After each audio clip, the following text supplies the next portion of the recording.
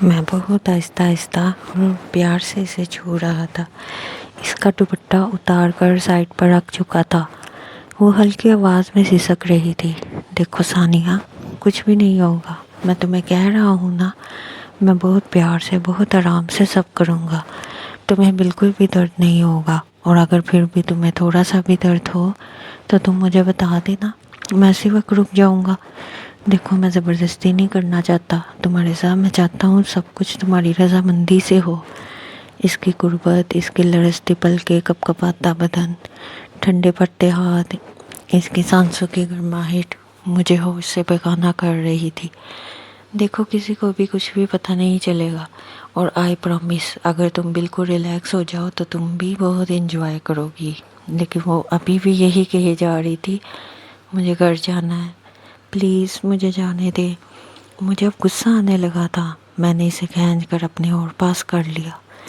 بیٹھک میں کوئی بستر تو موجود نہیں تھا، لیکن فرش پر قالین بچھا ہوا تھا۔ میں نے صوفے کی ایک گدی کھینچ کر فرش پر رکھ دی، ثانیہ کا سر اس پر رکھ دیا۔ وہ اپنی آنکھیں سختی سے بھیگ چکی تھی۔ فرش پر وہ بالکل سیدھی لیٹ گئی۔ وہ اس کا انگ انگ مجھ پر واضح تھا۔ میں نے پہلے اپنے آپ کو لباس کی قید سے آزاد کیا، اور پھر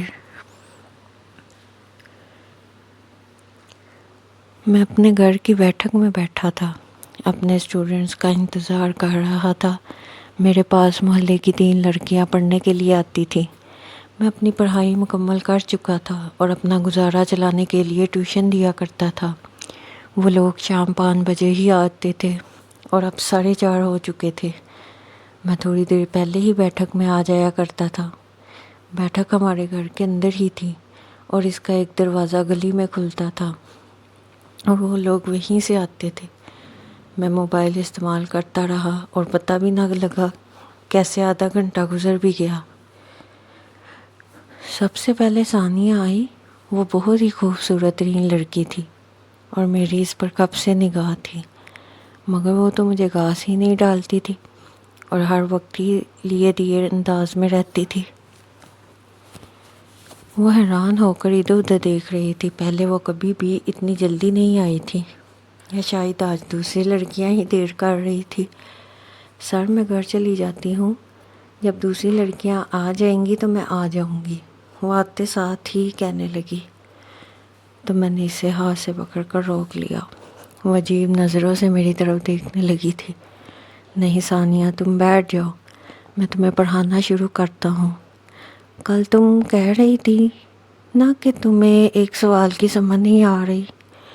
میں نے جلدی سے اس کا ہاتھ چھوڑتے ہوئے کہا، تو وہ مجھ سے ذرا دور ہو کر کھڑی ہو گئی۔ پہلے تو وہ کچھ نہ بولی، لیکن پھر رکنے کی حامی بڑھ ہی لی۔ جی سر، مجھے ایکسرسائز 3 کی بالکل بھی سمجھ نہیں آ رہی۔ آپ نمرہ اور مہرو کے آنے سے پہلے مجھے وہ سمجھا دیں، انہیں تو وہ سوال آتے ہیں۔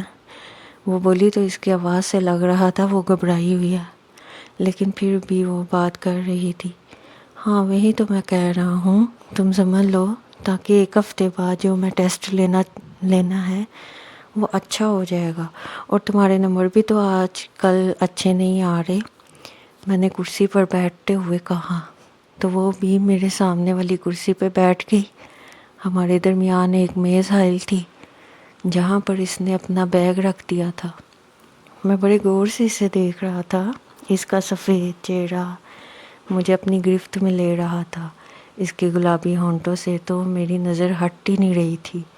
وہ بیگ سے بک نکال رہی تھی، اور میں بس پاگلوں کی طرح اس سے ہی دیکھے جا رہا تھا۔ سر، یہ والی ایکسرسائز مجھے سمجھ نہیں آ رہی۔ اگر یہ مجھے سمجھ آ جائے تو پھر میرا ٹیسٹ اچھا ہو جائے گا، وہ اوپر دیکھ کے بولی۔ تو میں بک کی طرف دیکھنے لگا۔ وہ مجھے اپنی طرف دیکھتا ہوا نہیں دیکھ پائی تھی۔ میں نے اس کے ہاتھ سے کتاب لی اور وہ سوال دیکھنے لگا۔ ارے یہ تو اتنا آسان ہے، میں 2 منٹ میں ہی سمجھا دیتا ہوں۔ رجسٹر نکالو تم۔ اور 12ویں کی طالبہ، وہ 12ویں کی طالبہ تھی، اور میں کب سے گریجویشن مکمل کر چکا تھا۔ اس نے رجسٹر اور پین میرے حوالے کیا، تو میں اسے سوال سمجھانے لگا۔ سوال سمجھانے کے بعد وہ سوالوں کی پریکٹس کرنے لگی، اور میں دیوانہ وار اسے دیکھنے لگا۔ اب دوسری لڑکیاں بھی آ چکی تھی، مگر مجھے ان میں کوئی انٹرسٹ نہیں تھا۔ مجھے تو صرف اور صرف ثانیہ اچھی لگتی تھی۔ میرا دل چاہتا تھا میں اسے حاصل کر لوں۔ میں جوان تھا، میری عمر اب بڑھتی ہی جا رہی تھی، لیکن میرے گھر والوں کو میری شادی کا کوئی ہوش نہیں تھا۔ وہ تو نہ جانے کن چکروں میں مصروف تھے۔ ابھی مجھ سے ایک بڑی بہن تھی جس کی شادی کرنی تھی، اور ماں کو میری شادی سے زیادہ اس کی فکر تھی۔ میری عمر اب پورے 30 سال ہو چکی تھی، اور میرے جذبات میرے قابو میں نہیں آ رہے تھے۔ میرا دل چاہ رہا تھا کہ میں آج ہی ثانیہ سے اپنی خواہش پوری کر لوں، لیکن یہ سب اتنا آسان نہیں تھا جتنا میں سمجھ رہا تھا۔ وہ لڑکیاں آئی تو پڑھائی شروع ہو گئی۔ وہ دونوں 11ویں کلاس کی تھیں اور دونوں ہی بہنیں تھیں۔ وہ 2.5 گھنٹے پڑھنے کے بعد، وہ مغرب کے وقت پڑھائی مکمل کرنے کے بعد وہاں سے چلی گئی۔ ثانیہ بھی ان کے ساتھ ہی چلی گئی تھی۔ جب وہ پڑھائی مکمل کر کے چلی گئی تو میں گھر کے اندر آ گیا۔ امی کھانا بنا چکی تھی اور سب لوگ مل کر کھانا کھا رہے تھے۔ میں بھی گھر والوں کے ساتھ صحن میں بیٹھ کر ہی کھانا کھانے لگا۔ ان 3 لڑکیوں کو پڑھانے سے مجھے اچھی خاصی تنخواہ مل جاتی تھی، جس سے میرا گزارا اچھا چل جاتا تھا۔ میں غریب خاندان سے تعلق رکھتا تھا۔ یہاں پر سب ہی اپنی اپنی فکر تھی، سب کو ہی اپنی اپنی فکر تھی۔ میرا ایک بھائی جو شادی شدہ تھا، وہ تو ہر وقت اپنی بیوی اور بچوں کے خرچے میں لگا رہتا تھا۔ وہ ایک کلرک کی ملازمت کرتا تھا۔ اس کی زندگی بھی ٹھیک گزر رہی تھی۔ میں ہی بے روزگار تھا۔ میں نے بھی بہت زیادہ نوکریوں کی اپلائی کر رکھا تھا، مگر ابھی تک میری کہیں بھی نوکری نہیں لگی تھی۔ اس لیے میں نے سوچا محلے داروں کو پڑھا کر ہی اپنا گزارا چلا لیتا ہوں۔ اب تو محلے والے بھی مجھے بے روزگاری کے طعنے دینے لگے تھے۔ حالانکہ میں دوپہر کے بعد محلے کے چھوٹے بچوں کو ٹیوشن دیا کرتا تھا، وہاں سے بھی میری اچھی خاصی انکم بن جاتی تھی۔ اور پھر یہ لڑکیاں بھی تو میرے پاس پڑھنے کے لیے آتی تھی۔ میرا گزارا اچھا چل رہا تھا۔ نہ جانے محلے والوں کو کیا آگ لگی ہوئی تھی، سب یہی کہتے تھے میں ایک بے روزگار ہوں۔ ان کی باتوں سے میرا دل جلتا تھا۔ اور دوسری طرف ابھی تک میری شادی بھی نہیں ہوئی تھی۔ میری زندگی بالکل بھی اچھی نہیں گزر رہی تھی۔ کبھی کبھار تو میرا دل کرتا کہ میں یہ گھر چھوڑ کر ہی کہیں دور چلا جاؤں، جہاں میں اپنی مرضی سے جی سکوں۔ میں اس گناہ کے چکر میں نہیں پڑنا چاہتا تھا۔ میں نے سوچ لیا کہ میں کل ہی امی سے بات کروں گا کہ میری شادی کرا دے۔ آپ ہی کی شادی بعد میں ہوتی رہے گی، ان کے لیے تو جہیز کی ضرورت تھی، مجھے تو کسی چیز کی بھی ضرورت نہیں تھی۔ اور میرا کمرہ بھی بنا ہوا تھا، بس رشتے کی ہی تو ضرورت تھی۔ ساری رات ہی میں انگاروں پہ لوٹتا رہا۔ میرا بھائی اپنی زندگی میں خوش تھا، اس کے بیوی بچے بھی تھے۔ ایک میں ہی تھا جو قید جیسی زندگی گزار رہا تھا۔ نہ جانے کب مجھ پر نیند کی دیوی مہربان ہوئی اور میں نیند کی وادیوں میں کھو گیا۔ صبح میری آنکھ جب کھلی، میں رات سے دیر سے سویا تھا، اٹھا تو بھیا اپنے کام پر جا چکے تھے۔ بھابھی اور امی گھر کے کاموں میں مصروف تھی، بچے بھی اسکول جا چکے تھے۔ میری بہن شاید اپنے کمرے میں بیٹھی سلائی کر رہی تھی۔ میں نے سوچا کہ ناشتہ کرنے کے بعد امی سے بات کروں گا۔ میں جیسے ہی ناشتہ کرنے کے بعد امی کے کمرے میں گیا تو وہ پہلے سے ہی عجیب منہ بنائے بیٹھی تھی۔ امی کیا ہوا ہے آپ کو؟ آپ کی طبیعت ٹھیک ہے؟ آپ کی طبیعت ٹھیک نہیں لگ رہی۔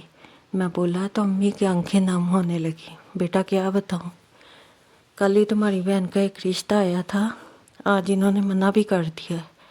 وہ کہہ رہے ہیں کہ انہیں بہت زیادہ جہیز کی ضرورت ہے۔ تم بتاؤ اتنے پیسے کہاں سے آئیں گے؟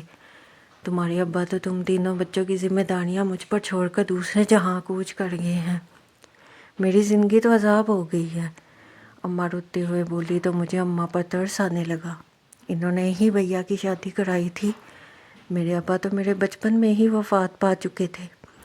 اس وقت میری عمر 7-8 سال تھی اور بھیا کی عمر 15 سال تھی۔ تب سے اماں ہی ہمیں سنبھالتی آئی تھی۔ اماں نے گھروں میں کام کر کر کے ہم 3 بہن بھائیوں کو پڑھایا تھا۔ اس کے بعد 1-1 روپیہ جوڑ کر پھر گھر بنایا تھا۔ اب یہ گھر ہمارا اپنا تھا۔ پہلے ہم کرائے کے گھر میں رہتے تھے۔ یہ گھر زیادہ بڑا تو نہ تھا، لیکن ہمیں خوشی ہوتی تھی کہ یہ ہمارا اپنا گھر ہے۔ میں جو بات اماں سے کرنے کے لیے آیا تھا وہ میرے دل میں ہی رہ گئی۔ امی آپ پریشان نہ ہو، دیکھیے گا نصرت کے لیے پھر سے کوئی اچھا رشتہ آ جائے گا، خدا کے ہاں دیر ہے اندھیر نہیں۔ میں نے اماں کو تسلی دی تو وہ دوپٹے کے پلو سے اپنی آنکھیں صاف کرنے لگی۔ میں اسی وقت اپنے کمرے میں آ گیا۔ دماغ پھٹ رہا تھا، میرا دل خون کے آنسو رو رہا تھا۔ ایک تو میرے جذبات بے قابو ہو رہے تھے اور دوسرا امی نصرت کی وجہ سے پریشان تھی۔ میں کیا ہی کر سکتا تھا سوائے چپ رہنے کے۔ میں نے چپ سادھ لی۔ سارا دن کمرے میں فالتو سامان کی طرح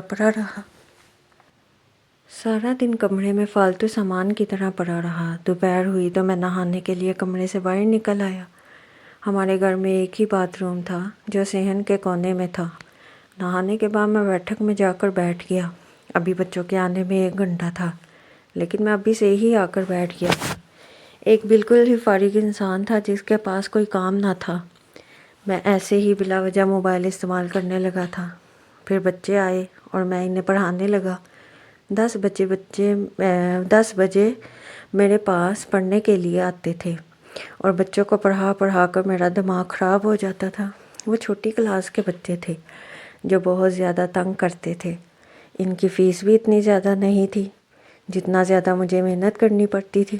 ان 3 بڑی لڑکیوں پر تو مجھے زیادہ محنت نہیں کرنی پڑتی تھی، ان کی فیس بھی زیادہ تھی۔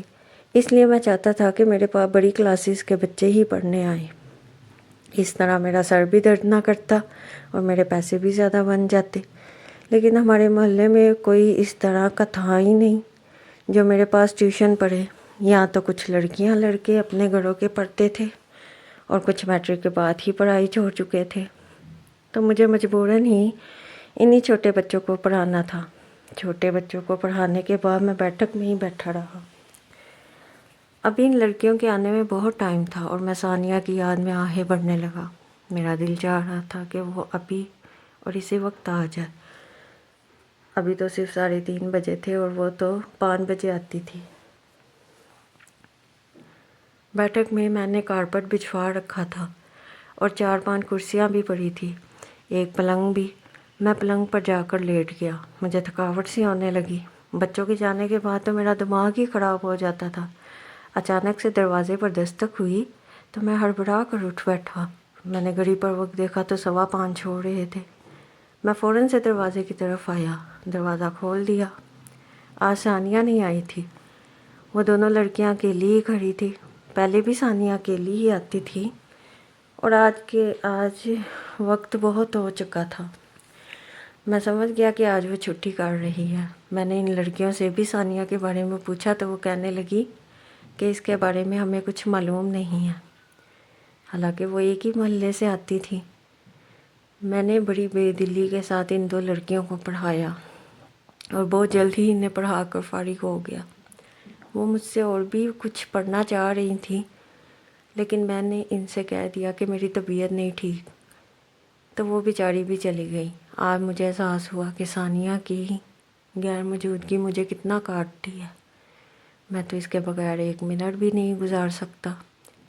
اس نے پورے 2-2.5 ماہ بعد پہلی چھٹی کی تھی اور میں اس کی یاد میں ٹھنڈی آہیں بھرتا رہ گیا۔ میرا تو کھانا کھانے کا دل بھی نہیں کر رہا تھا۔ میں کھانا کھائے بغیر ہی چھت پر آ گیا۔ ہلکی ہلکی ہوا چل رہی تھی اور ٹھنڈی ہوا میرے ارمانوں کو مزید ہوا دے رہی تھی۔ میرا دل چاہ رہا تھا میں ابھی اور اسی وقت ثانیہ کے گھر پہنچ جاؤں، اس کا دیدار کر لوں۔ اس کے گھر کے بارے میں جانتا تھا، ہمارے محلے کے ساتھ والے محلے سے ہی وہ آتی تھی۔ اس کے باپ بھائیوں کو بھی میں اچھے طریقے سے جانتا تھا، بس ہمارا محلہ ایک ہی تھا۔ بس 2-3 گلیاں چھوڑ کر ہی ایک دوسرا محلہ شروع ہوتا تھا۔ اسی لیے ہی بس علیحدگی لگتی تھی، ورنہ تو ہم ایک ہی علاقے کے تھے۔ اگلا دن بھی یوں ہی گزر گیا اور ثانیہ نہ آئی۔ میں تو اب مرنے جیسا ہو گیا تھا۔ ان لڑکیوں نے آج مجھے کہا تھا کہ اس کی طبیعت ٹھیک نہیں ہے۔ اس کی طبیعت کے بارے میں سن کر تو نہ جانے مجھے کچھ عجیب سا ہونے لگا، مگر میں کچھ بھی نہیں کر سکتا تھا سوائے اس کے کہ دعا اگلے دن جب وہ آئی تو میری باتیں کھل اٹھی. وہ کچھ کمزور سی لگ رہی تھی. میں نے اس سے اس کی طبیعت کے بارے میں پوچھا تو کہنے لگی کہ میں بہت زیادہ بخار تھا، لیکن ٹیسٹ شروع ہونے والے ہیں اسی لیے ہی میں پڑھنے کے لیے آ گئی. اسے پڑھائی سے حد درجے کا لگاؤ تھا. ان دو لڑکیوں کی موجودگی میں اسے غور سے نہیں دیکھ پا رہا تھا. ان میں سے ایک لڑکی ذرا چلاک سی تھی جو مجھ پر ہر وقت ہی نظر رکھتی تھی اور شاید اسے شک بھی ہونے لگا تھا، لیکن میں اکثر بلا وجہ ثانیہ پر غصہ کر دیتا تو اس کا دماغ ڈائیورٹ ہو جاتا تھا. میں جان بوجھ کر ہی غصہ کرتا تھا تاکہ وہ میرے دل کی بات نہ سمجھ سکے. ان دو لڑکیوں نے آج جلدی چھٹی مانگی تھی، لیکن ثانیہ نے بہت زیادہ پڑھائی کرنی تھی. میرا دل باغ باغ ہو گیا. میں بھی تو یہی چاہتا تھا کہ وہ مجھے اور ثانیہ کو اکیلا چھوڑ دے. وہ دونوں لڑکیاں 1 گھنٹے میں ہی پڑھ کر چلی گئیں. اب ثانیہ اور میں اکیلے رہ گئے تھے. میں اسے بڑے پیار سے پڑھا رہا تھا. میں نے اس سے یہ بھی کہا کہ وہ چھٹیاں نہ کیا کرے تو وہ اس بات میں سر ہلانے لگی. میں اسے یہ تو نہیں کہہ سکتا تھا کہ میں اس کے بغیر نہیں رہ سکتا. میں نے بس اسے اتنا ہی کہا تھا کہ تمہارے پیپر سر پر ہیں، اسی لیے چھٹیاں کم کیا کرو. وہ کرسی پہ بیٹھی آرام سے پڑھ رہی تھی. میں بیٹھک میں ٹہل رہا تھا. اب میں اس کے پیچھے تھا، وہ مجھے نہیں دیکھ پا رہی تھی. میں اس کی پیٹھ دیکھ سکتا تھا. اس نے سر پر دوپٹہ لے رکھا تھا، لیکن باریک دوپٹے سے اس کی کمر اور بال نظر آ رہے تھے. پتلی سی کمر مجھے اپنی گرفت میں لے رہی تھی. اس کے لمبے گھنے بال کمر تک آ رہے تھے. واقعی میں ایک حسین ترین لڑکی تھی جس پر میں دیوانہ ہو چکا تھا، لیکن ابھی تک میں کچھ کر نہیں پایا تھا. کبھی کبھار مجھے میرا ضمیر جھنجھوڑنے لگتا تھا تو کبھی کوئی موقع ہی نہیں ملتا. اسی لیے ہی آج تک وہ مجھ سے بچ گئی تھی. میرا دل چاہ رہا تھا کہ آج اسے اپنے دل کی بات کہہ ڈالوں.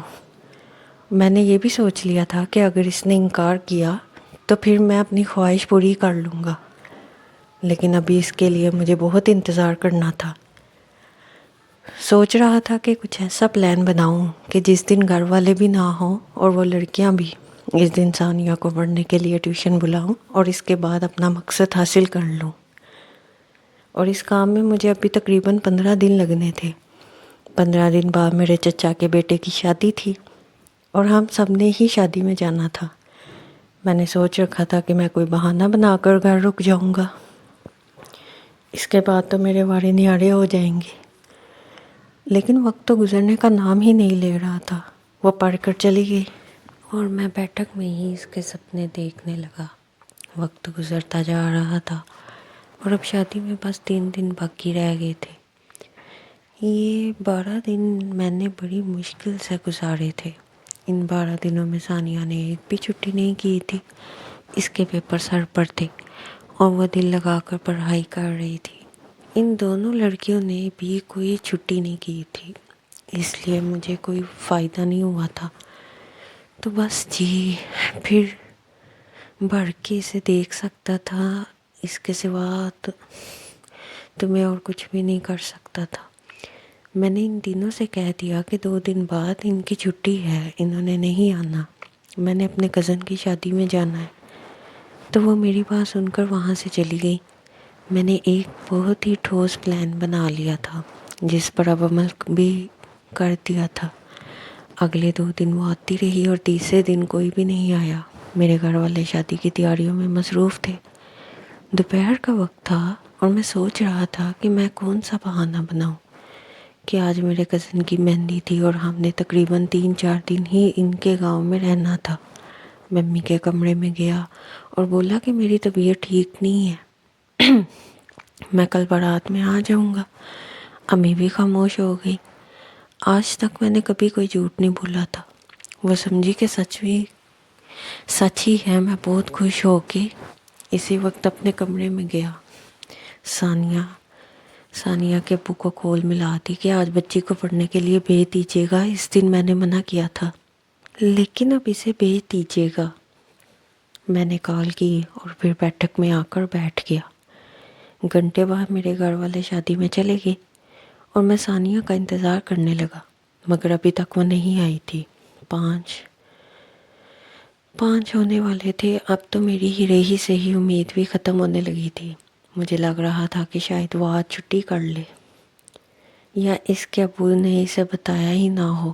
ابھی میں یہی سوچ رہا تھا کہ 5:05 ہوئے تو دروازے پہ دستک ہوئی۔ میں دوڑتا ہوا گیا، دروازہ کھولا۔ جیسے ہی میں نے دروازہ کھولا، میری تو خوشی کی انتہا نہ رہی۔ خوبصورت حسینہ کاندھے پر پیر لٹکائے کھڑی تھی۔ جیسے ہی میں نے دروازہ کھولا تو وہ سلام کرتے ہوئے اندر آ گئی۔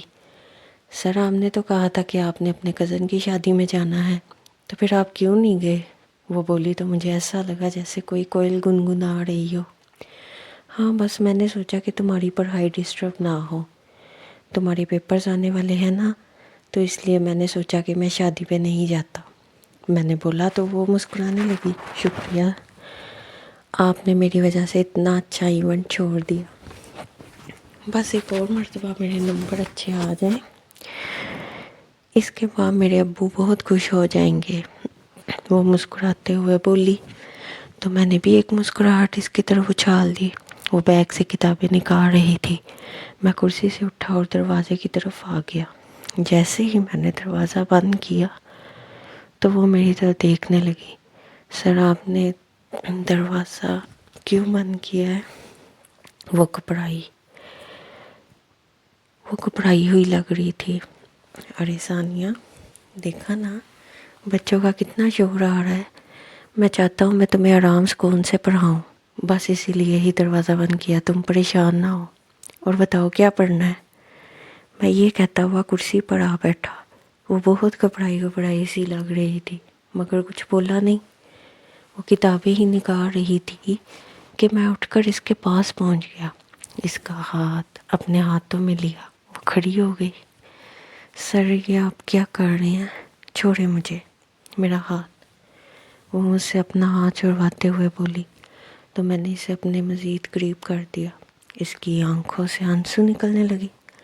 سر، آپ میرے ساتھ ایسا نہیں کر سکتے، میں آپ کو اپنا بڑا بھائی سمجھتی تھی، آپ میرے استاد ہیں، آپ یہ کیا کر رہے ہیں؟ وہ بولی تو اس کی آواز رندی ہوئی تھی، مگر مجھے کوئی ہوش نہیں تھا۔ میں نے اسے مزید اپنے قریب کیا، اس کے کان میں سرگوشی کرنے لگا۔ ثانیہ، تم مجھے بہت پسند ہو، پلیز تم میرے ساتھ کچھ وقت گزار لو۔ میں کسی سے کچھ نہیں کہوں گا، تم میری خواہش پوری کر دو، جو تم کہو گی میں وہ کروں گا۔ میں بولا تو اس کے رونے میں اضافہ ہو گیا۔ وہ اب اونچی آواز میں رونے لگی۔ میں نے اس کے منہ پر ہاتھ رکھ دیا۔ فوراً اسے جیب سے وہ چاقو نکال لیا، جو ایک چھوٹا سا کھلونا ٹائپ تھا، مگر وہ اس سے بہت زیادہ ڈر گئی تھی۔ میں نے اسے کہا، اگر اس کی آواز بھی نکلی تو میں اس کا گلا کاٹ دوں گا۔ وہ خود کو چادر میں لپیٹے کمرے کے کونے کی طرف بھاگ گئی۔ اسے دیکھ کر میرے دل کے ارمان جل اٹھے تھے۔ میں دھیمی چال چلتا ہوا اس کے قریب گیا تو وہ آنکھیں موند گئی۔ وہ دیوار کے ساتھ لگی کھڑی تھی۔ بلیک چادر کے آلے میں اس کا چہرہ بہت زیادہ خوبصورت لگ رہا تھا۔ میرا دل چاہ رہا تھا کہ میں اسے اپنے اندر سمول لوں۔ اب میں اس کے قریب پہنچا۔ 1 منٹ کے لیے مجھے ایک جھٹکا سا لگا۔ میرا ضمیر مجھے ملامت کرنے لگا کہ یہ غلط ہے، لیکن میں اس سب سے رک بھی نہیں سکتا تھا۔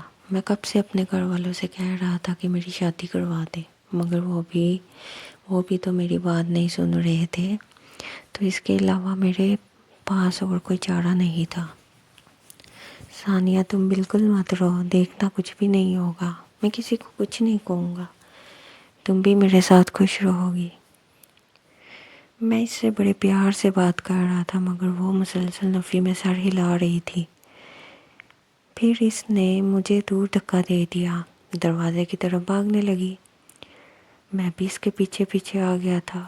اسے سختی سے کندھے سے تھام کر میں نے پیچھے دھکا دیا تو وہ زمین پر گر گئی۔ وہ رو رہی تھی اور مجھے غصہ آ رہا تھا۔ وہ میرے جذباتوں کو مزید بھڑکا رہی تھی۔ میں بھی زمین پر اس کے پاس ہی بیٹھ گیا۔ ثانیہ، میری بات سنو، میں تب تک کچھ بھی نہیں کروں گا جب تک تم اجازت نہیں دو گی۔ سر آپ پلیز مجھے میرے گھر جانے دیں۔ وہ روتے ہوئے بس اتنا ہی بولی تھی۔ میں نے اس کا ہاتھ تھاما تو وہ برف کی طرح ٹھنڈی ہو رہی تھی۔ ثانیہ، تم میری بات سمجھنے کی کوشش کرو، میں تمہیں پسند کرتا ہوں، میں اب تم سے مزید دور نہیں رہ سکتا، پلیز تم یہ ضد چھوڑ دو، اپنے آپ کو مجھے سونپ دو۔ میں اس کے قریب ہوتا ہوا بولا تو وہ بیٹھے بیٹھے ہی پیچھے ہونے لگی۔ سر پلیز آپ مجھے میرے گھر جانے دیں، وہ کانپتی آواز کے ساتھ بولی۔ تو میرے چہرے پر مسکراہٹ آ گئی۔ اس کی اس ادا پر بھی میں مر مٹا تھا۔ میں اسے کیسے جانے دے سکتا تھا؟ اس کی اس ادا نے تو میرے جذباتوں کو مزید بھڑکا دیا تھا۔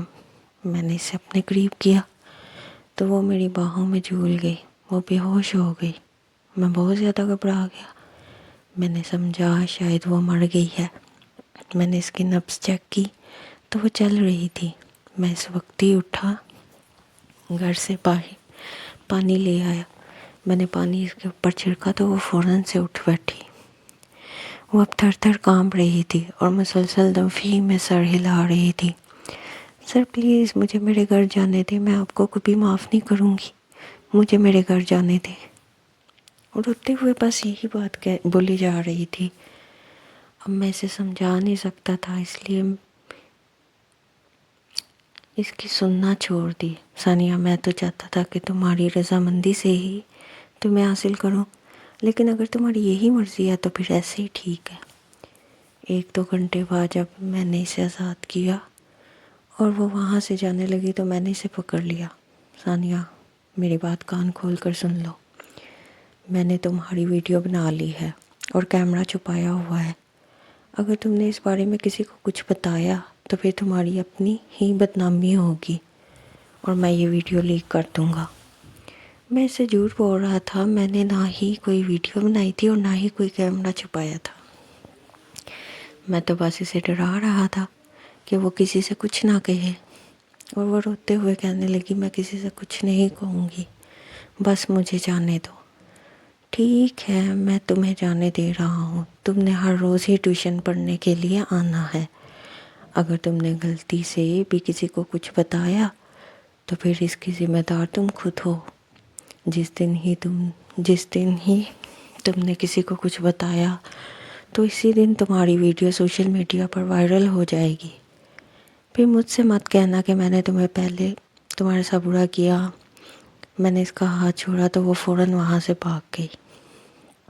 اس کے جانے کے بعد مجھے بھی ڈر محسوس ہو رہا تھا کہ اگر واقعی میں نے کسی کو کچھ اس نے بتا دیا تو پھر تو نہیں بچنے والا۔ میں اپنی خواہش تو پوری کر چکا تھا، لیکن اب میرا دل اتنا ڈر رہا تھا کہ میں ابھی مر ہی جاؤں گا۔ میں نے بیٹھک کا دروازہ بند کیا اور کمرے میں آ گیا۔ کمرے میں نے خود کو بند کر لیا۔ میں آتے ہی سائڈ ٹیبل پر دراز ہو گیا، بیڈ پر دراز ہو گیا۔ مجھے نیند نہیں آ رہی تھی، بلکہ ٹھنڈے پسینے آ رہے تھے۔ پنکھا تو چل رہا تھا۔ میں نے خوب سارا ٹھنڈا پانی پیا، لیکن پھر بھی مجھے بہت زیادہ گرمی لگ رہی تھی اور اتنا پسینہ آ رہا تھا کہ میرا سارا قمیض بھی گیلا ہو گیا۔ میں اتنا ڈر رہا تھا کہ جیسے میں نے کوئی قتل کر دیا ہو، اور مجھے احساس ہونے لگا تھا کہ میں نے ٹھیک نہیں کیا، لیکن اب میں کچھ کر بھی نہیں سکتا تھا۔ بس میں یہی چاہتا تھا کہ وہ کسی کو کچھ نہ بتائے۔ شام ہوئی تو مجھے بھوک نے ستایا۔ میں کچن میں آ گیا۔ میرا بھائی بھی کال پہ کال کر رہا تھا میری طبیعت معلوم کرنے کے لیے۔ میں نے ان سے کہا کہ میری طبیعت ٹھیک نہیں ہے، میں شاید کل بھی نہ آ سکوں۔ وہ گھر آنا چاہ رہے تھے۔ میں نے انہیں کہا نہیں، آپ وہیں رکو، میں خود سب کچھ دیکھ لوں گا۔ میں کچن میں آیا، اپنے لیے چاول بوائل کرنے لگا۔ میرا دماغ گھوم رہا تھا۔ اب تو میں پچھتا رہا تھا، میں نے ویڈیو کیوں نہیں بنائی۔ اگر میں سچ مچ ویڈیو بنا لیتا اور اسے آخر میں دکھا بھی دیتا کہ میں نے ویڈیو بنائی ہے تو وہ واقعی میں کسی سے کچھ نہ کہتی۔ اب بھی چانسز تھے کہ وہ کسی سے کچھ کہہ سکتی تھی۔ کھانا وغیرہ کھانے کے بعد میں گھر پر ہی رہا۔ ساری رات ہی میں انگاروں پر لوٹتا رہا۔ مجھے کل کا انتظار تھا، میں دیکھنا چاہتا تھا کہ وہ ٹیوشن پر آتی ہے یا نہیں۔ میں نے اسے سختی سے کہہ تو دیا تھا کہ اگر اس نے چھٹی کی یا کسی کو کچھ بتایا تو میں اس کی ویڈیو لیک کر دوں گا۔ میں سارا دن ہی شام کے ہونے کا انتظار کرتا رہا۔ میں نے تو صبح کا ناشتہ بھی نہیں کیا تھا، میں تو بالکل ہی بیماروں کی طرح لگ رہا تھا۔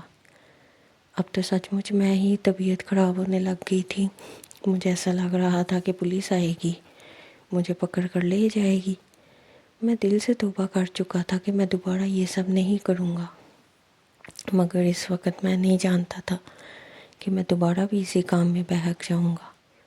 شام بڑی مشکل سے ہوئی۔ شام کے 5 بجے ثانیہ آ گئی۔ وہ بہت زیادہ ڈری ہوئی تھی۔ وہ مجھ سے رو رو کر کہہ رہی تھی، اسے دیکھ کر تم ایک مرتبہ پھر سے میرے جذبات امٹ آئے، مگر میں نے اسے چھوا تک نہیں، دور ہی بیٹھا رہا۔ آج بھی وہ دونوں لڑکیاں نہیں آئی تھی۔ انہیں اب بھی پتہ نہیں چلا تھا کہ میں گھر پر ہوں۔ میں نے ثانیہ کو پڑھایا اور بار بار اسے دھمکاتا رہا کہ کسی سے کچھ نہ کہنا، میرے پاس تمہاری ویڈیو ہے۔ وہ بیچاری بہت زیادہ ڈر گئی تھی۔ اب مجھے یقین ہو گیا تھا کہ وہ کسی سے کچھ نہیں کہے گی۔ اس طرح ہی وقت گزرتا رہا اور 2-3 دن وہ اکیلی آتی رہی۔ چوتھے دن وہ دونوں لڑکیاں بھی آ گئی۔ اب چھٹی کے دن ختم ہو گئے تھے۔ میں نے ان سے یہ نہیں کہا کہ میں شادی پر نہیں گیا تھا۔ میرے گھر والے بھی اب واپس آ چکے تھے۔ وہ بھی حیران تھے، میری طبیعت تو بالکل ٹھیک تھی۔ میں نے ان سے کہا کہ میرا دل ہی نہیں تھا شادی پہ آنے کے لیے، اس لیے ہی میں نہیں آیا۔ میری طبیعت تو ایک دن بعد ٹھیک ہو گئی تھی، سب کچھ ویسے ہی چلنے لگا تھا۔ میرے جذبات بار بار ہی بھڑک اٹھتے تھے، لیکن مجھے کوئی موقع نہیں مل رہا تھا کہ میں کیسے اس سے اپنا مقصد حاصل کروں۔ وہ ہر روز ہی آتی، اب تو وہ لڑکیوں کے ساتھ ہی آنے لگی تھی اور ان کے ساتھ ہی جانے لگی تھی۔ وہ کبھی بھی اکیلی نہیں آتی تھی۔ اگر اکیلی آتی تو شاید میں کبھی اس سے اپنی خواہش بھی پوری کر لیتا۔ ایک مرتبہ خواہش پوری کرنے کے بعد تو ہر روز ہی میرے جذبات بھڑک اٹھتے تھے۔ اب کچھ بھی نہیں کر سکتا تھا میں 1-2 مرتبہ امی سے بھی کہا کہ میری شادی کروا دے، مگر وہ تو ہتے سے ہی اکھڑ گئی۔ کہنے لگی کہ بڑی بہن گھر میں بیٹھی ہے، شرم نہیں آتی؟ شادی کا ذکر کرتے ہوئے میں ان سے کیسے کہتا کہ میں اس گناہ کے چکر میں مزید نہیں پڑنا چاہتا۔ میں نے بھیا کو بھی 1-2 مرتبہ طویل لفظوں میں کہا کہ آپ امی کو سمجھائیں، اب میری شادی کی عمر ہو چکی ہے، مگر بھیا نے بھی مجھے یہ کہہ کر ٹال دیا کہ پہلے نصرت کی شادی ہوگی اور اس کے بعد ہی تمہارے بارے میں سوچیں گے، مرتا کیا نہ کرتا۔ میں ایک مرتبہ پھر سے ثانیہ کو حاصل کرنے کی کوششوں میں لگ گیا۔ ایک دن ثانیہ کی چھٹی تھی اور وہ پہلے سے مجھے کہہ کر گئی تھی کہ وہ کل نہیں آئے گی، اسے کہیں دعوت پر جانا تھا۔ اسی لیے ہی میں مطمئن تھا اور وہ اسی لیے ہی مجھے بتا کر گئی تھی۔ میں نے اس سے کہا کہ اگر اس نے ایک دن بھی مجھے بغیر بتائے چھٹی کی تو پھر اپنی بدنامی کی ذمہ دار وہ خود ہوگی۔ اب تو میں سوچ رہا تھا کہ اس بار جب میں اس سے اپنی خواہش پوری کروں گا اور اس کے قریب آؤں گا تو سچ مچ ویڈیو بنا لوں گا، تاکہ میں اسے سچ مچ میں دھمکا کے رکھوں۔ آج وہ نہیں آئی تھی۔ میں نے ان لڑکیوں سے کہا کہ میری طبیعت کچھ ٹھیک نہیں ہے، کل تم لوگ چھٹی کر لینا۔ میرا دل چاہ رہا تھا کہ کل وہ اکیلی ہی آئے۔ بھیا بھابھی تو بھابھی کے سسرال گئے ہوئے تھے، وہاں پر شاید کوئی فنکشن وغیرہ تھا۔ امی و بہن ہی گھر میں اکیلی تھی اور وہ بیٹھک میں نہیں آتی تھی۔ میں نے سوچ لیا تھا کہ میں اپنا کام ایسے ہی کر لوں گا۔ جب ثانیہ آئی تو وہ ڈر گئی۔ وہ لڑکیاں نہیں آئی ہوئی تھی، وہ دروازے سے ہی باہر جانے لگی تھی، مگر میں نے اس کا ہاتھ پکڑ کر اسے اندر کر لیا۔ وہ دروازہ بند کر دیا تو وہ بچوں کی طرح رونے لگی۔ ذرا میرے ساتھ دوبارہ وہ سب نہیں کر سکتے، ورنہ میں سب کو بتا دوں گی۔ میں نے جیسے ہی یہ کہا تو میں مسکرانے لگا۔ بھلے ہی بتا دو، میں تو لڑکا ہوں، میری بدنامی نہیں ہوگی۔ جو ویڈیو میرے پاس ہے اگر میں وہ ابھی تمہیں دکھاؤں تو تمہارے ہوش اڑ جائیں گے، اور میں نے اسے مزید زیادہ ایڈٹ کر دیا ہے۔ اگر وہ ویڈیو لیک ہوئی تو پھر تمہیں خودکشی کرنی پڑے گی۔ میں نے اسے دھمکایا تو اسے چپ لگ گئی۔ سر میں کسی کو کچھ نہیں بتاؤں گی، پلیز آپ مجھے جانے دیں۔ آپ میرے ساتھ دوبارہ وہ سب نہیں کر سکتے، میں آپ کی زندگی پر معاف نہیں کروں گی۔ میری بد دعا لگے گی آپ کو، روتے ہوئے بولی تو میرے چہرے پر مزید مسکراہٹ آ گئی۔ جب وہ منع کرتی تھی تو مجھے مزید سرور آتا تھا۔ آج بھی میں نے اس سے اپنی مرضی پوری کی اور پھر وہ روتے ہوئے گھر چلی گئی۔ آج میں نے اپنے موبائل کو اونچی جگہ پر سیٹ کر دیا تھا، وہ بھی اس کے آگے آنے سے پہلے۔ میں نے موبائل کو اس اینگل سے سیٹ کیا تھا کہ سب کچھ واضح اور ریکارڈ ہوا ہو۔ جب وہ چلی گئی تو میں نے ریکارڈنگ بھی دیکھی جو اچھے سے ہو گئی تھی۔ میں نے اسے اپنے موبائل میں لاک لگا کر سیو کر لیا، اور میرے علاوہ کوئی بھی نہیں دیکھ سکتا تھا، اور ویسے ہی میرا موبائل کوئی نہیں اٹھاتا تھا۔ وقت گزرتا رہا میں جذبات کی رو میں مزید بہکتا گیا۔ وہ ہر روز ہی ٹیوشن پڑھنے کے لیے آتی۔ اب اس کی ٹیوشن میں صرف 2 ماہ رہ گئے تھے۔ جب میں آخری مرتبہ اس سے ملا تھا تو اس واقعے کو بھی اب پورے 2.5 ماہ ہو گئے تھے۔ آج جب وہ ٹیوشن آئی تو اس کی آنکھوں میں آنسو تھے۔ سوالیہ نظروں سے اس کی طرف دیکھا تو وہ نظریں دوسری طرف پھیر گئی۔ کچھ سمجھ نہیں پایا تھا کہ مجھ سے کیا کہنا چاہتی ہے، لیکن میں اتنا تو جان گیا تھا کہ وہ کچھ نہ کچھ کہنا چاہتی ہے۔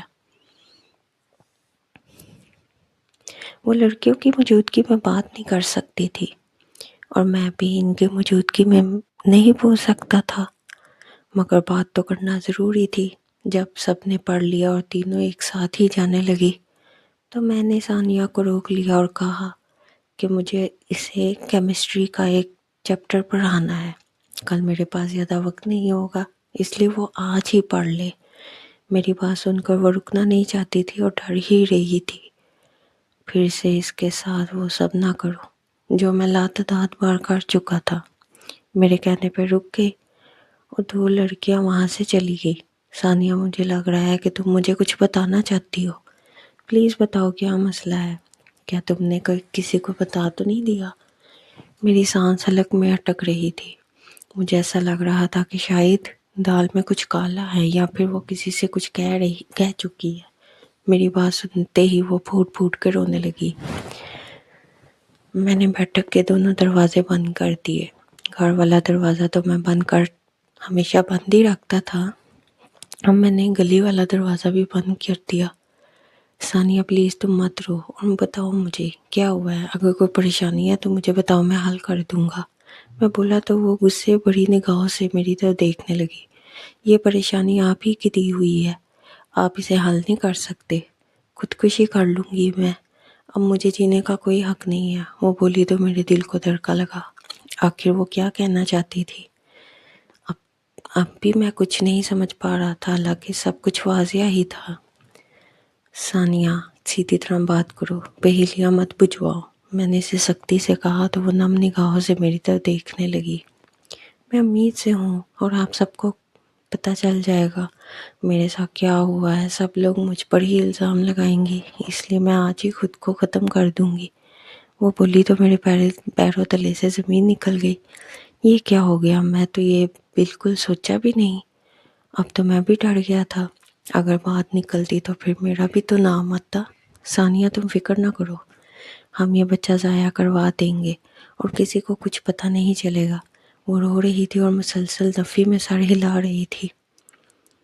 وہ کہہ رہی تھی کہ وہ اپنی جان لے لے گی۔ میں نے اسے کاندھے سے جھنجھوڑ کر کہا وہ ایسا کچھ نہیں کرے گی، تو وہ بہت زیادہ ڈر گئی۔ میں نے اس سے کہا وہ اتوار کو کوئی بہانہ بنا کر میرے گھر آ جائے اور اپنے گھر والوں سے کہہ دے کہ آج اس سے کوئی ایکسٹرا کلاس لینی ہے، تو پھر میں اسے ڈاکٹر کے پاس لے جاؤں گا۔ وہ بیچاری لڑکی اکیلی تو نہیں جا سکتی تھی نا، اس لیے ہی میں نے اسے اپنے ساتھ لے جانے کی حامی پڑھ لی۔ تو وہ بھی کچھ خاموش ہو گئی۔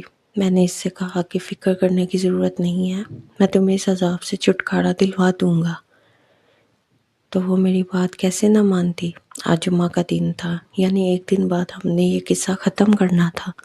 میں ڈر رہا تھا کہ اگر کسی کو پتہ چل گیا تو کیا ہوگا۔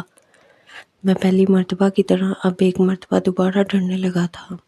ڈر تو مجھ پر ایسے حاوی ہو گیا تھا کہ میں بالکل ہی مرنے والا ہو گیا تھا۔ میری طبیعت ذرا خراب ہونے لگی تھی۔ میں نے خود کو کمرے میں بند کر لیا تھا۔ کمزور دل کا مالک تھا، پر جذبات کی روح میں بہہ گیا تھا۔ یہ سب کر جانا تھا۔ ساری رات ہی مجھے نیند نہیں آئی۔ ساری رات میری آنکھوں میں ہی کٹ گئی۔ صبح کے قریب ہی میں جا کر کچھ نیند آئی۔ پھر اٹھ کر میں نے ناشتہ کیا اور پھر سے اپنے کمرے میں آ گیا۔ آج ہفتے کا دن تھا، یعنی آج کا دن بھی تو میں نے سارا دن سولی پر لٹکنا تھا۔ میرا یہ حال تھا، اس بیچاری لڑکی کا کیا حال ہوتا۔ اب مجھے اس کا احساس ہونے لگا تھا۔ میں چاہ رہا تھا بس آج ہی کچھ ایسا ہو کہ مجھے اس عذاب سے چھٹکارا مل جائے۔ ویسے بھی اس کی پڑھائی 1-2 ماہ میں ختم ہی ہونے والی تھی اور پھر وہ میرے پاس نہیں آ سکتی تھی۔ میں نے اس سے کئی وعدے لے رکھے تھے کہ وہ پڑھائی کے بعد بھی کسی سے کچھ نہیں کہے گی، اور وہ بیچاری ڈر کر میری بات بھی مان چکی تھی۔ آج میں نے بچوں کو نہیں پڑھایا اور یہ کہہ کر منع کر دیا کہ میری طبیعت ٹھیک نہیں ہے۔ دوپہر ہوئی اور پھر شام بھی ہو گئی۔ آج کی رات بھی میری کل کی طرح ہی گزری تھی۔ میں بھوک سے مر رہا تھا اور کھانا کھانے کا دل بھی نہیں کر رہا تھا۔ اتوار کا دن بھی آ گیا، وہ گزرتا ہی جا رہا تھا۔ شام کے 5 ہوئے تو ثانیہ بھی آ گئی۔ میں نے گھر والوں کو پہلے ہی کہہ دیا تھا کہ آج مجھے اپنے دوست سے ملنے کے لیے جانا ہے۔ جب ثانیہ آئی تو میں اسے لے کر شہر کی طرف روانہ ہو گیا۔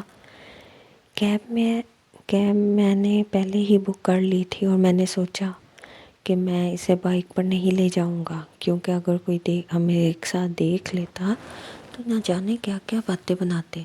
میں اسے ایک پرائیویٹ کلینک پر لے آیا۔ ڈاکٹر سے ہم نے یہی کہا تھا کہ ہم دونوں میاں بیوی ہیں اور یہ بچہ نہیں چاہتے۔ پہلے تو ڈاکٹر کہہ رہی تھی کہ نکاح نامہ دکھاؤ، لیکن پھر جب میں نے ثانیہ نے خود ہی کہا کہ یہ میرے شوہر ہیں اور میں ان کی بیوی ہوں، ہمارے پہلے بھی 2 بچے ہیں، ہم اور بچے نہیں چاہتے، تو وہ ڈاکٹر کہنے لگی کہ کام ہو جائے گا لیکن پیسے زیادہ لگیں گے۔ شاید وہ ڈاکٹر بھی تھوڑی لالچی تھی، زیادہ تر ڈاکٹر اس طرح کے کام نہیں کرتے تھے، اسی لیے تو میں اسے یہاں لے کر آیا تھا۔ میں جانتا تھا کہ وہ ڈاکٹر ہماری بات مان لے گی۔ وہ ایک چھوٹا سا کلینک تھا۔ وہ ڈاکٹر ثانیہ کو لے کر اندر چلی گئی۔ ثانیہ کی آنکھوں میں آنسو تھے۔ میں جانتا تھا کہ اس سے کتنی تکلیف ہونی ہے، لیکن ہمیں اس عذاب سے چھٹکارا تو چاہیے تھا نا، تو پھر یہ سب تو کرنا تھا۔ 1 گھنٹہ ہو چکا تھا اور ابھی تک ڈاکٹر نہیں نکلی تھی۔ 10 منٹ بعد ڈاکٹر باہر نکلی۔ وہ بہت زیادہ بوکھلائی ہوئی تھی۔ وہ کہہ رہی تھی کہ ثانیہ کا بہت زیادہ خون ضائع ہو گیا ہے اور اس کے بچنے کے زیادہ چانسز نہیں ہیں۔ میں نے جیسے ہی یہ سنا، میرے تو سر پر آسمان گر پڑا۔ میں نے ڈاکٹر سے کہا کہ تم جتنے بھی پیسے کہو گی میں دینے کو تیار ہوں، بس اس کی جان بچا لو۔ تو ڈاکٹر کہنے لگی کہ دعا کے علاوہ اور کچھ نہیں ہو سکتا، میں اپنی بھرپور کوشش کروں گی۔ یہ کہہ کر ڈاکٹر پھر سے اندر چلی گئی۔ اب اسے دوبارہ گئے ہوئے آدھا گھنٹہ ہو چکا تھا۔ جب ڈاکٹر باہر آئی تو اس کے چہرے سے لگ رہا تھا کہ بہت کچھ برا ہو گیا ہے۔ آئی ایم سوری، میں آپ کی وائف کو نہیں بچا پائی، وہ اب زندہ نہیں ہے۔ جیسے ہی میں نے یہ سنا تو میرے پیروں تلے سے زمین نکل گئی۔ میں کیا کر سکتا تھا؟ ثانیہ مر چکی تھی۔ میں اس کے گھر والوں کو کیا جواب دیتا؟ وہ تو میرے گھر ٹیوشن پڑھنے کے لیے آئی تھی۔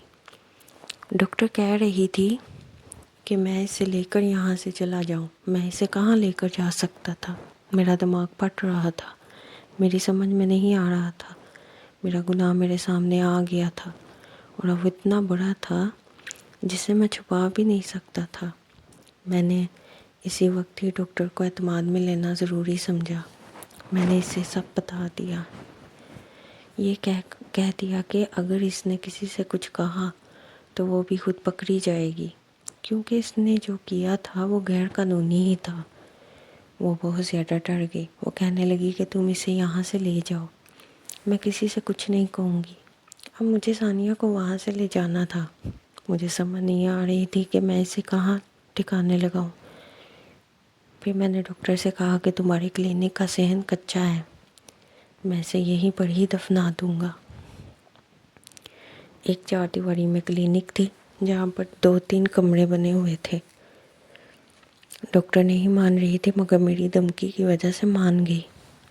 میں نے وہیں پر ایک بڑا سا گڑھا کھودا اور ثانیہ کو دفنا دیا۔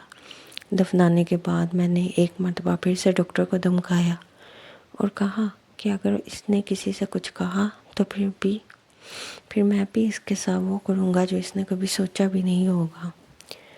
وہ ڈاکٹر ایک عورت تھی جو مکمل طور پر ڈر چکی تھی۔ میں اسے دفنانے کے بعد گھر آ گیا، نہیں جانتا تھا کہ اس ڈاکٹر کا ضمیر جاگ جائے گا۔ میں اپنا موبائل بھی جلدی میں وہیں چھوڑ آیا تھا۔ ابھی مجھے گھر پہنچے ہوئے 2 ہی گھنٹے ہوئے کہ میرے گھر کے سامنے پولیس آ گئی، کے ساتھ ڈاکٹر بھی تھی۔ انہیں دیکھ کر میں بہت زیادہ ڈر گیا۔ ڈاکٹر کہہ رہی تھی کہ بے شک مجھے 1-2 سال کی قید ہو جائے لیکن میں اس گناہ کا خون رائیگاں نہیں جانے دوں گی۔ وہ پولیس کو پہلے ہی ثبوت دکھا کر آئی تھی اور اب میرے موبائل کا لاک بھی ایکسپرٹ سے مکمل کھل چکا تھا اور اس میں بھی ثبوت تھے۔ اب تو مجھے خود پر ہی غصہ آ رہا تھا کہ میں نے وہ ویڈیو کیوں بنائی۔ اگر میں ویڈیو نہ بناتا تو شاید آج میری رسوائی کم ہوتی۔ مجھے گھر والوں کے سامنے ہی پکڑ کر لے جایا جا رہا تھا۔ میرے بھیا کو جب یہ سب پتہ چلا تو انہوں نے خود ہی مجھے دھکے دے کر پولیس والوں کے حوالے کر دیا۔ سارے زمانے میں میری تھو ہو گئی۔ میں جب پولیس اسٹیشن آیا تو میری اتنی مار نکالی گئی۔ ثانیہ کے گھر والے تو کہہ رہے تھے کہ مجھے پھانسی پر چڑھا دیا جائے، لیکن عدالت کا فیصلہ بھی آنا تھا۔ 3 دن بعد مجھے عدالت میں پیش کیا گیا اور عدالت نے واقعہ میں مجھے پھانسی کی سزا سنا دی، لیکن پورے 10 سال بعد مجھے پھانسی ہونی تھی اور اب میں قید میں بیٹھا 10 سال گزارنے کا انتظار کر رہا تھا۔ ابھی مجھے قید میں رہتے ہوئے صرف 1 مہینہ ہی ہوا تھا۔ ہر وقت ہی میں روتا رہتا تھا۔ میں ذرا اپنے حواس کھونے لگا تھا۔ میں نے 1000 دفعہ اپنے رب سے معافی مانگی مگر مجھے کبھی بھی سکون نہیں ملتا تھا۔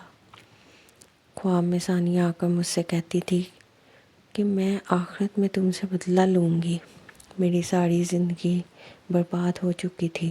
اگر میں اس وقت جذبات کی رو میں نہ بہکتا تو آج میں اپنے گھر میں عزت کی زندگی گزار رہا ہوتا، یا شاید اگر میرے گھر والے میری شادی کرا دیتے تو میں اس گناہ کے دلدل میں ہی نہ پڑتا۔ کچھ نہ کچھ قصور تو ان کا بھی تھا، لیکن زیادہ قصور تو میرا ہی تھا۔ میری طرح ہزاروں لوگ اپنی شادی کے انتظار میں بوڑھے ہو رہے ہیں۔ میں ہی تھا جو بے صبرا ہو کر اس بیچاری کی زندگی برباد کر بیٹھا تھا۔ وہ موت کی نیند سو گئی تھی اور میں جاگتے ہوئے بھی موت جیسی زندگی گزار رہا تھا۔ میں ایک دن گن رہا تھا۔ ابھی تو 10 سال گزرنے میں بڑا وقت تھا اور اس کے بعد مجھے پھانسی پر چڑھا دینا تھا۔